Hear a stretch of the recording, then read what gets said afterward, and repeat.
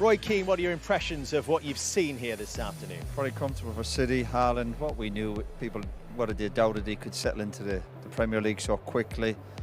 Great quality, great run, great movement we've seen even the last week in the Community Shield. He's going to get chances. We've seen it today. People are talking about 20-odd goals. The fact he's taking penalties, it could be 30-odd, 40 goals, whatever, because he's going to get chances. He is going to get chances. If he stays fit and healthy, he will get chances with the quality around him. So, you know, good luck to the defenders that are up against him. It's a worrying thought, isn't it, Karen, for the rest of the Premier League? Yeah, it is, because you saw today West Ham tried to bank up, deny and stay in the game. Obviously went 1-0 down. I thought, we're at home, we'll have a bit of a go. And in that time they had a go, you left spaces, and boy did they get punished. You know, he went in there, and I think for me it was amazing to see him. I saw him last week, but this week even the evolution in that, like his strength, his power's gone up another level, and every time he went through, there was never a doubt that it wasn't going to be a goal, never a doubt he was going to miss the penalty, never a doubt he wasn't going to take that chance. So, yeah, it's been scary to watch him again live. What's so interesting about him, everyone talks about he'd only score goals by running in behind, but if you look at the first for the penalty, he only needed 5 yards. He's gone, his arms were everywhere, absolutely brilliant. He was just watching him live here, he's just going to cause mayhem this season, he really is. The other thing as well, that as you were saying, Karen, how quickly he seems to have settled into this team, because that was the conversation after the Community Shield. It's going to take time. He might not settle in the City. They're going to have to work out how they play with him. Yeah, I think this week they were far less direct. We saw how controlled they were. They were never risking the ball at any time, keeping it. And it felt like he said to him, just wait. We'll find you, just be patient, and those little spaces, whether it be 5 yards, 10 yards, 20, it will appear. You just have to wait. And fair play, as he did, he waited, he punished them then. His movement in that mid-wall area, like it's just different ridiculous. to Ronaldo, but that little movement, them darting runs, he is like Ronaldo. Again, doesn't want to get too involved, but when it comes in the box, he is alive, and I think he'll be disappointed with that chance. How many times have we talked to City about they've got no one in the width of the goal? Now him.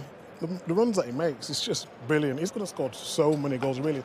We've all watched him, we've all seen clips of him play, or if not games, in Bundesliga and elsewhere, Karen. You can see that sort of marauding pace when he does have a whole half to run into, as we saw with the second goal. But did it surprise you today how quick his feet are able to go over a short distance as well?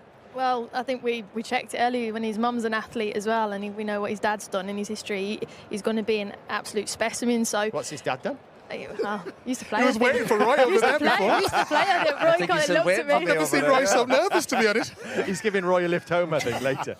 No, but he can shift, and I think going back to the goal as well, his ability to go at speed and then slow down and be cool and compose himself, that's a skill in itself. But I think we'll move on, right, Roy? Hopefully, yep. Andy Cole, the fastest to 50 Premier League goals. It took him 65 appearances. What do you think? Fit, well, I don't think Coley took penalties back then, so no, you'd be, again, I think this lad, of course, if he stays fit and healthy, and he's in a brilliant Man City team, these records, you know, he's capable of smashing all of them, of course. The bigger picture, does it change things for Manchester City? It just makes them, it just gives them different options in terms of the forward positions. What we saw today was Man City. There was no surprises. They were brilliant. They controlled the game. West Ham, it made West Ham look leggy. I know it was difficult for West Ham, but they just couldn't get near them.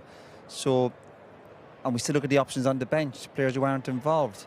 Man City look as strong as ever. Stronger? Yeah, just different dynamics in their attack.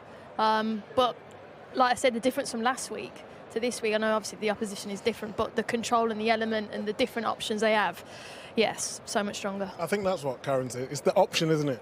Sometimes last season when Manchester was playing that false nine, and you just start crying out for a forward in there. Now they have that.